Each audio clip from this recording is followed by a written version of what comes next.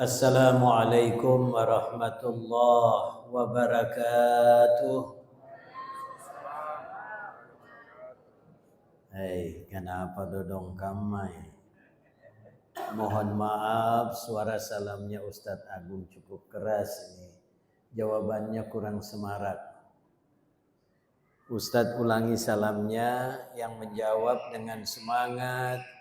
Ustadz doakan semoga Allah beri kesehatan lahir batin, dimudahkan rezekinya, dijadikan keluarganya sakinah mawaddah warahmah, anak cucu yang soleh dan soleha.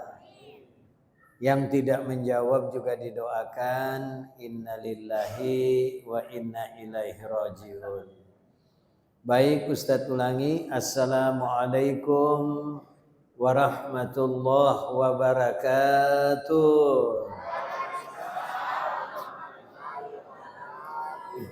Alhamdulillahi rabbil alamin. Wassalatu wassalamu ala rasulillah Muhammadin sallallahu alaihi wasallam wa ala alihi wa sahbihi ajmain, amma ba'd. Qala ta'ala fil kitabil karim, a'udzu billahi minasy syaithanir rajim, bismillahirrahmanirrahim. Qad aflahal mu'minun, sungguh beruntunglah orang-orang mukmin. Alladzina hum fi salatihim khashi'un, oleh karena mereka bersungguh-sungguh di dalam salatnya. Walladzina hum anil lagwi muhrizun, mereka meninggalkan perbuatan dan perkataan yang tidak baik. Walladzina hum lizzakati fa'ilun, dan mereka berinfak, berzakat dan bersedekah. Sadaqallahul azim. Al-Quran Surah Al-Mu'minun ayat 1 sampai dengan ayat 4. Alhamdulillah, marilah bersama-sama kita memuji akan kebesaran Allah. Oleh karena dengan izin dan petunjuknya lah Allah masih memberi perpanjangan kontrak hidup kepada kita. Yang lebih istimewa lagi, Allah pertemukan kita dengan bulan suci Ramadan. Bulan di mana disebut sebagai Syahrul Mubarak. Tempatnya Allah menurunkan keberkahan dalam kehidupan ini. Yang pertama berupa maghfirah, ampunan atas segala dosa-dosa kita. Yang kedua rahmat dan kasih sayang Allah. Dan yang ketiga diharamkannya tubuh kita dari api neraka. Salam serta salawat semoga tercurah kepada Nabiullah Muhammad sallallahu alaihi wasallam. Nabi yang telah mengajarkan kepada kita mengakhiri bulan suci Ramadan yang seperti ini, ada dua golongan manusia. Golongan yang pertama adalah orang-orang yang beruntung. Dan golongan yang kedua adalah orang-orang yang buntung. Ini kira-kira kalau Ustadz kembalikan kepada jamaah, mau yang mana ini? Yang untung apa yang buntung? Tidak kedengaran. Kurang keras. Nah, kalau Bapak Ibu mau menjadi orang-orang yang beruntung, maka persyaratan yang pertama, alladzina hum fi salatihim khashi'un. Ayo sama-sama. Alladzina hum fi salatihim. Masih ada yang kedengaran berucap sahun, ya. Coba ulang. Alladzina hum fi salatihim khashi'un. Ya. Jadi orang itu dikatakan beruntung kalau bersungguh-sungguh di dalam salatnya. Al-Imamu Al-Ghazali mengisyaratkan kepada kita bahwa orang-orang yang bersungguh-sungguh dalam salatnya itu adalah mereka yang senantiasa memelihara salat fardunya, dilaksanakan di awal waktu secara berjamaah. Nah, Bapak Ibu, terutama bapak-bapakku dan anak-anakku yang laki-laki. Kewajiban salat fardunya laki-laki itu di masjid. Itulah kenapa bapak-bapak diberi gelar orang-orang soleh. Karena kewajiban salat fardunya ada di masjid. Sementara ibu-ibu, ibu itu dikatakan orang yang soleha karena kewajiban salat fardunya ada di rumah. Tetapi kalau ada ibu yang ingin datang salat berjamaah ke masjid, jangan dilarang. Cuma kalau masih ada di antara bapak-bapak yang salat fardunya masih selalu dilakukan di rumah, itu berarti bapak-bapak soleha, ya. Jadi ibu perhatikan baik-baik, Bu, ya. Kalau azan sudah berkumandang, qamat sudah terdengar, bapaknya anak-anak gelar saja dari rumah, ibu cepat menyanyi soleha, soleha, ya. Nah, sekarang Bapak dan Ibu sekalian, apa pentingnya salat berjamaah? Allah dan Rasulnya memberikan keterangan ridallahi fawqal jamaah. Keridaan Allah itu tergantung dari keutuhan jamaah. Apalagi Bapak Ibu, negara kita ini kan sedang tidak baik-baik saja. Atau saya tanya dulu Bapak Ibu, Indonesia sekarang ini aman-aman saja atau mengkhawatirkan? Yang rusak Indonesia ini orang pintar apa orang bodoh? Nah, yang rusak Indonesia pejabat apa rakyat? Yang rusak Indonesia aparat atau masyarakat? Yang rusak Indonesia orang kaya apa orang miskin? Kita sependapat. Nah, kalau begitu Ustadz, bagaimana jalan keluarnya? Doakan mereka setiap selesai salat fardu. Agar apa? Agar Allah mengembalikan mereka kepada jalan yang lurus. Nah, Bapak dan Ibu sekalian, sekarang ini untuk menyelamatkan bangsa kita tidak ada alternatif lain kecuali kita andalkan kedekatan kita kepada Allah dengan perantaraan salat berjamaah. Bapak dan Ibu jemaah yang dirahmati dicintai oleh Allah. Menurut akuntansi pemerintah, utang luar negeri Indonesia itu sampai kepada dataran 8.750 triliun. Itu menurut catatan pemerintah. Tapi ternyata menurut akuntansi publik, utang luar negeri itu sudah menembus pada angka 23.000. Itu sudah luar biasa. Dan ada pengamat sosial mengatakan, kalau ini tidak bisa diatur dengan baik, di tahun 2030, maka Indonesia ini akan porak-poranda. Kalimantan diambil Cina, Papua akan diambil Amerika dan Australia, lantas Jawa berdiri sendiri, Sulawesi tidak ketinggalan. Nah, ini pertanyaan sekarang Bapak Ibu, ikhlaskah Bapak Ibu Indonesia porak-poranda? Ikhlas? Kalau tidak ikhlas, mari kita kencangkan salat berjamaah. Ya, Bapak dan Ibu jemaah sekalian, kita punya pengalaman. Indonesia merdeka pada tanggal 17 Agustus 1945. Adakah senjatanya Indonesia pada waktu itu? Adakah senjata konvensional kita? Tidak ada. Kita hanya punya senjata tradisional. Tapi kenapa Indonesia merdeka? Sesudah Indonesia merdeka, tahun 48 ada agresi Belanda kedua. Ingin kembali merebut Indonesia ini. Berhasil? Tidak, gagal dia. Tahun 65 ada kudeta berdarah PKI. Ingin merebut republik ini. Berhasilkah? Tidak. Nah, sekarang coba tarik benang merahnya. Kenapa Indonesia merdeka? Kenapa agresi gagal? Kenapa kudeta gagal? Ternyata iza jaa nasrullahi wal fath. Ada kemenangan dan pertolongan Allah. Itulah kenapa pada batang tubuh Undang-Undang Dasar 45 alinea ketiga itu dicantumkan bahwa kemerdekaan Republik Indonesia ini berkat rahmat Allah Rabbul Alamin. Nah, oleh sebab itu mari Bapak dan saudara sekalian, di akhir Ramadan ini mari kita kencang-kencangkan ibadah salat kita. Kata Nabi, man sama Ramadana, man qama Ramadana, man qama Lailatul Qadar. Nah, ini dengar baik-baik. Imanan wahtisaban ghufira lahu ma taqaddama min sambi.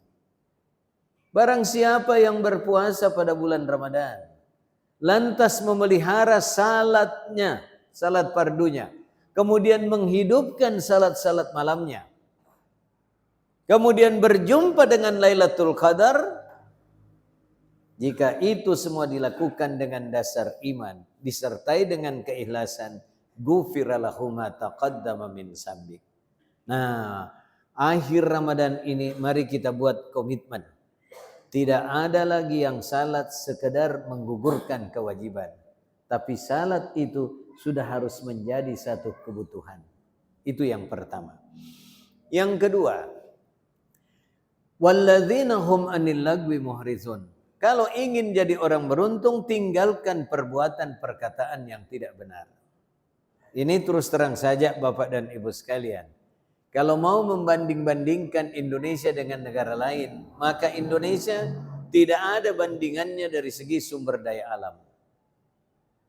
Saking suburnya Indonesia itu, Pak. Pada tahun 70 itu ada satu kelompok musik Kusplus namanya.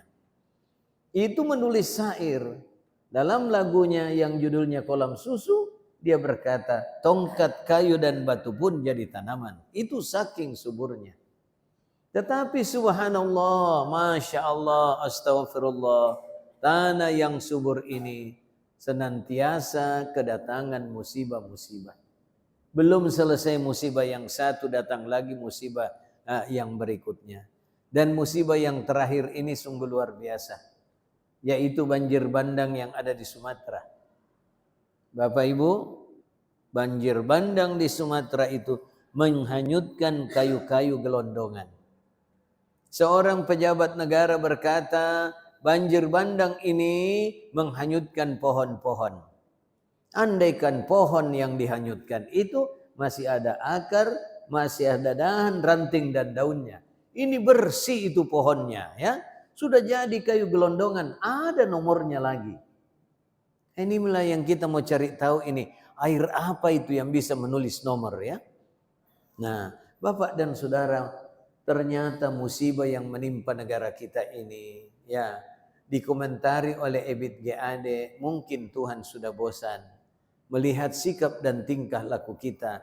Cobalah bertanya pada rumput yang bergoyang.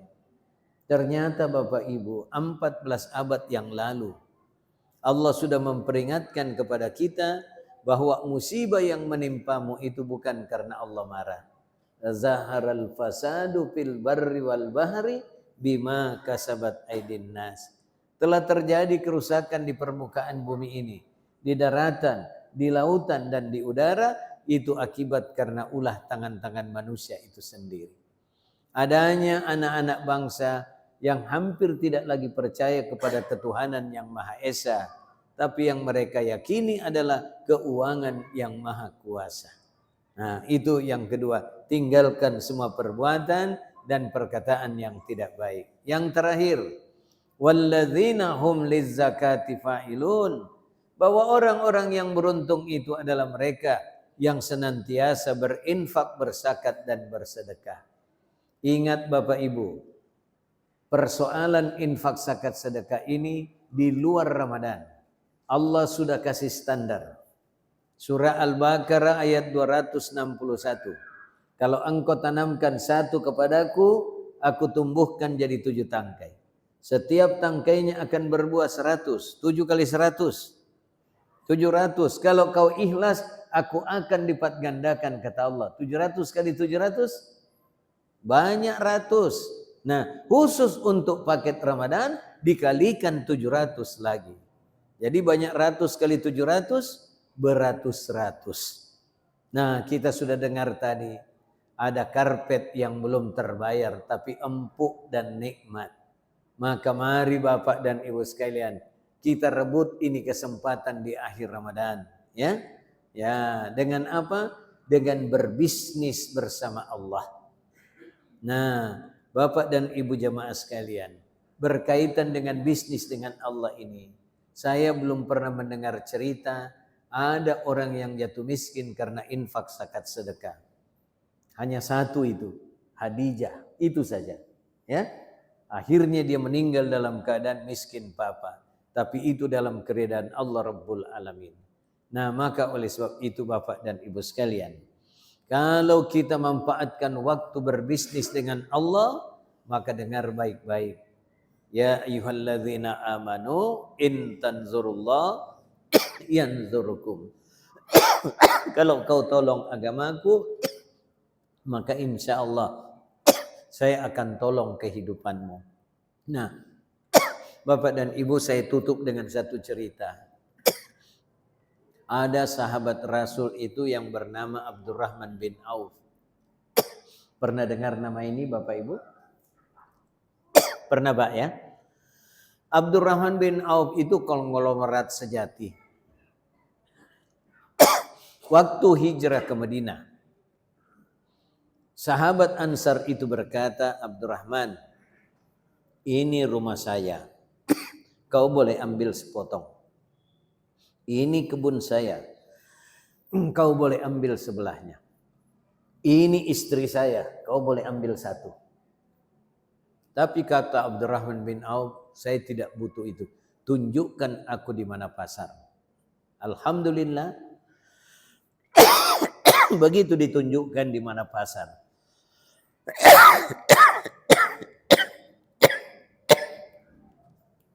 Mohon maaf, ini terlalu banyak dosa ini ya. Ya, ditunjukkan di mana pasar, maka Abdurrahman bin Auf berdagang di sana. Bulan pertama dia alhamdulillah menjadi buruh pasar. Bulan kedua alhamdulillah dia menjadi juragan pasar. Kenapa? Karena dia berdagang dengan sistem al-amin, jujur dan dapat dipercaya. Nah, apa yang terjadi? Suatu waktu dia menghadiri majelis taklim Rasulullah. Rasulullah bersabda, yang pertama kali masuk surga itu orang miskin yang taat ibadah. Ya, kalau kita sekarang menafsirkan orang miskin yang taat ibadah, sedangkan orang miskin yang taat ibadah masuk surga, apalagi jamaah masjid kita ini, kan tidak ada yang miskin-miskin amat di sini kan? Dan kita taat ibadah, alhamdulillah. Nah, diulang sampai 3 kali pernyataan itu. Akhirnya apa yang terjadi? Abdurrahman bin Auf merasa gelisah. Dia keliling Madinah, membagi-bagi hartanya, tidak juga habis. Ketepatan pada waktu itu di Madinah ada wabah penyakit. Korma-korma petani pada busuk. Petani bersedih, Abdurrahman bin Auf bergembira. Kenapa? Ini kesempatan untuk jatuh miskin, kata dia. Maka dia beli korma petani yang busuk itu dengan harga 2 kali lipat. Kalau standarnya itu 50 real, maka dia beli dengan harga 100 real. Maksudnya apa? Supaya dia jatuh miskin. Qadarullah, takdir Allah berkata lain. Di Yaman, ketepatan pada waktu itu ada wabah penyakit melanda rakyat Yaman. Ternyata setelah ditelusuri, obatnya adalah korma busuk. Nah, maka apa yang terjadi Bapak Ibu? Utusan Raja Yaman sampai ke Madinah cari korma busuk. Petani bilang sudah diborong sama Abdurrahman bin Auf. Didatangi Abdurrahman bin Auf mengatakan, ambil, bawa semua gratis. Kata utusan Raja Yaman, tidak. Rajaku bertitah, kalau ketemu korma busuk, beli dengan harga 3 kali lipat. Nah, ini Bapak dan Ibu sekalian ya. Jadi kalau kita lunasi karpet yang ada di atas itu, insya Allah Allah akan memuliakan kita. Mudah-mudahan apa yang saya sampaikan ini ada manfaatnya. Cuma sebagai penutup saya tidak bermaksud menyinggung siapa-siapa. Tapi kalau tersinggung, alhamdulillah. Khawatirlah. Jangan sampai selesai Ramadan, selesai pula puasanya. Selesai Ramadan, selesai pula salatnya. Selesai Ramadan, selesai pula tarawehnya. Nah, ingat, selain taraweh ada lail dan ada tahajud. Maka mari kita istiqamahkan agar kita menjadi wallahu yuhibbul muhsinin, orang-orang yang dicintai oleh Allah. Mari kita tutup dengan doa. Bismillahirrahmanirrahim.